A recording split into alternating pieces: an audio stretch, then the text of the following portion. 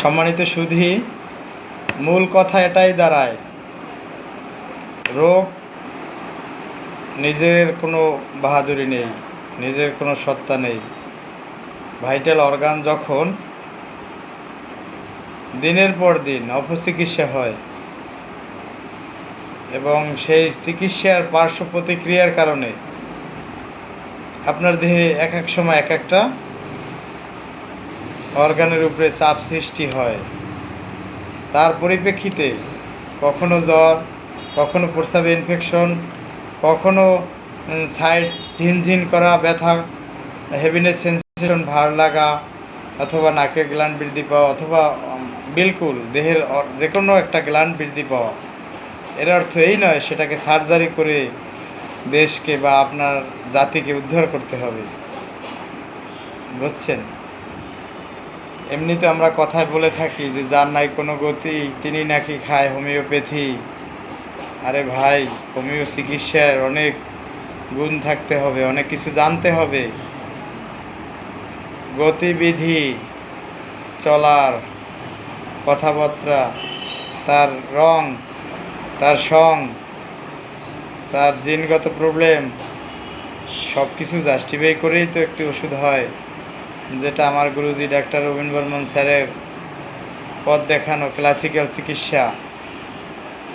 সেই চিকিৎসা নিয়ে বা দিয়ে আমি নিজেকে দাবি করি ক্লাসিক্যাল একজন চিকিৎসক। আর দেরি না করে, বিভিন্ন তালবাহনা না করে সঠিক সেবা নিন। তা না করে যদি দীর্ঘদিন যে কোনো প্যাথি খান আপনি, সেটা দিয়ে রেজিস্ট্যান্স হবেই। তা না হলে সেই পার্শ্ব প্রতিক্রিয়ায় আপনার জীবনটা কিন্তু অঘরে চলে যাচ্ছে। কিন্তু আপনি তো চলে যাচ্ছেন বেশ ভালোই, যাদেরকে রেখে যাচ্ছেন তাদের কথা কি একবারও ভাবছেন? তাই ভাবুন।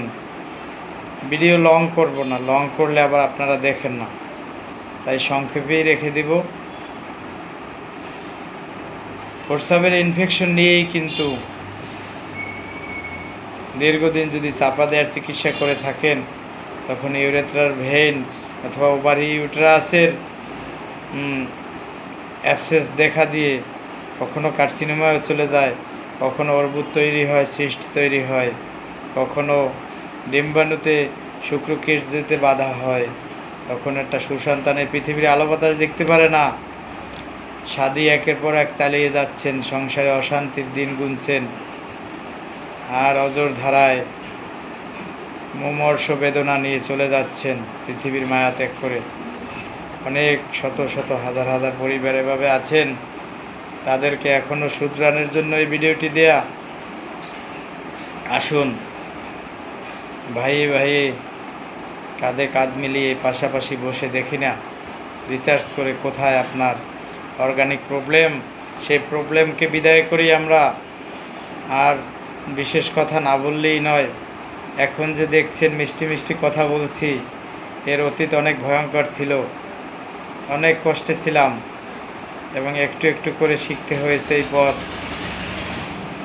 গুরুজি ডাক্তার আনসারউদ্দিন স্যার এই পথে এনেছেন আমাকে, তা না হলে তো 96 সালে হারিয়ে যেতাম, অঘরে প্রাণ চলে যেত।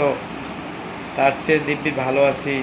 7 সালে লিভারের সমস্যা ক্যারি করি, তা দিয়ে মিষ্টি ভাষী হিসাবে আপনাদের মাঝে আছি এই হোমিও চিকিৎসার মাধ্যমেই।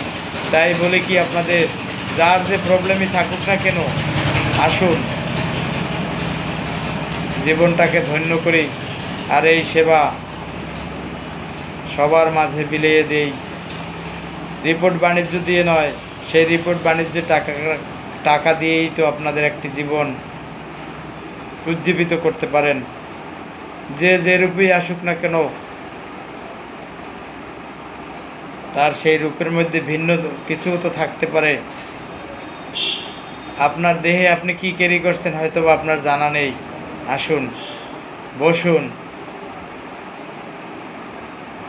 কনসাল্ট করে উজ্জীবিত করে এই পৃথিবীকে, এই দেশকে, এই জাতিকে। তো ভালো থাকবেন, শুভকামনা রইল। ফাঁকে পেশেন্টও বিদায় দিলাম। আসবেন তো বাঁচবেন, আর্থিক লস হবে না, দারিদ্রতার ঘানি টানতে হবে না, যার যে সাধ্য মতোই আপনাদেরকে সেবা দেয়া হবে। নাই বলে কি হয়েছে, থাকতে যারা না দিন তাদের টেন্ডেন্সিও দূর করার মতো হোমিও ওষুধ আছে। আবার না থাকতে যারা চিকিৎসা পাচ্ছেন না তাদের চিকিৎসা দেওয়ার মতো ব্যবস্থা আছে এখানে। যারা নিয়ে দূরে আছেন, পরবর্তীতে ভয়ঙ্কর রূপে ফিরে আসবে আপনার শারীরিক সমস্যাগুলি, তাড়াতাড়ি চলে আসুন, তাদেরকেও শুধরানোর সময় দিলাম, শুধরে নেবেন, ভালো থাকবেন।